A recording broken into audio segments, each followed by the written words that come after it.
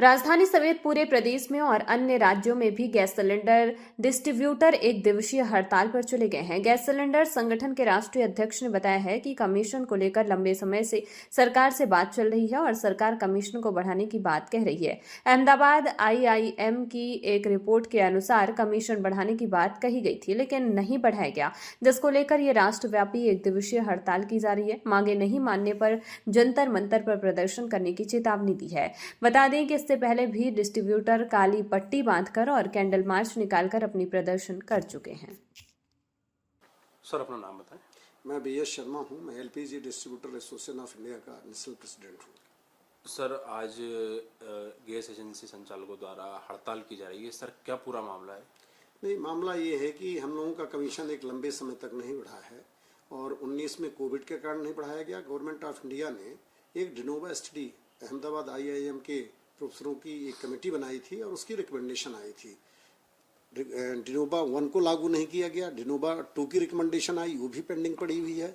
और जो हमारा कमीशन था वो केवल 22-23 में एक इंटरिम कमीशन दिया गया और कहा गया कि जल्दी ही आपको डिनोवा स्टडी के अनुरूप दिया जाएगा, लेकिन 3-4 साल हो गए, सरकार उस पर कुछ कर नहीं रही है।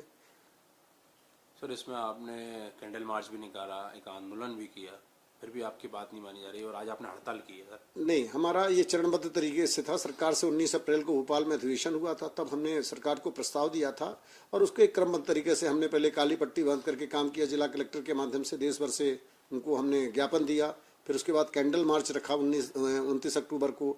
और आज हम पूरे देश भर में नो मनी नो इंडेंट, मतलब आज ना हम पैसा देंगे ना लोड लेंगे, जिनके पास स्टॉक है वो सप्लाई कर रहे हैं। और इसके बाद हमारा यदि नहीं हुई तो हमारा अगला जो कदम है वो जंतर मंतर में प्रदर्शन है और वहीं ये डिसाइड किया जाएगा कि हमको अनिश्चितकालीन हड़ताल में जाना है।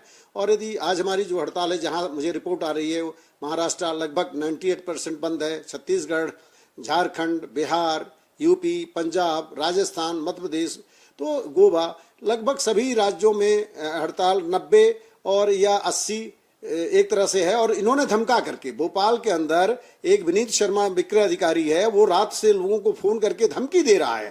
परसों लोगों को लोड नहीं दिया गया और अपना टारगेट दिखाने के लिए कि आज हमारे यहाँ से डिस्पैच हुआ है, कल जो डीलर की गाड़ी प्लांट भरने गई थी उसको होल्ड कर लिया गया और उनका जो इंडेंट था उसको एग्जीक्यूट करके अंडर प्लानिंग कर दिया गया और आज गाड़ी दिखाई जा रही है। तो कुल मिला के इससे कुछ होने वाला नहीं है कि आप कल की गाड़ी आज दिखा रहे हैं केवल ये दिखाने के लिए कि नहीं साहब हमारे यहाँ तो हड़ताल का कम असर रहा। देखिए, इन सब के बीच उपभोक्ताओं को जो दिक्कत आ रही है उसके लिए नहीं, उपभोक्ताओं को हम लोगों ने व्यवस्था ये की, अपनी तरफ से कोशिश की है कि हमारी सप्लाई बाधित ना हो, हमने स्टॉक को पहले से रखने की कोशिश की है। लेकिन यदि किसी की भी अधिकार लोकतांत्रिक तरीके में यदि सरकारें मांग नहीं मांगेंगी तो आपके पास आंदोलन के अलावा और रास्ता क्या होता है। तो हमने कोशिश की, हमारा पूरा प्रयास था कि उपभोक्ता को किसी तरह की दिक्कत ना हो। फिर भी यदि कहीं थोड़ी बहुत असुविधा हुई है तो उसके लिए हम खेद व्यक्त करते हैं और हमारा प्रयास यही रहा है कि हम उपभोक्ता को सुविधा ना दें। इसलिए हमने अनिश्चितकालीन हड़ताल में अभी नहीं गए हैं, लेकिन यदि मजबूरी होगी तो वो करना पड़ेगा।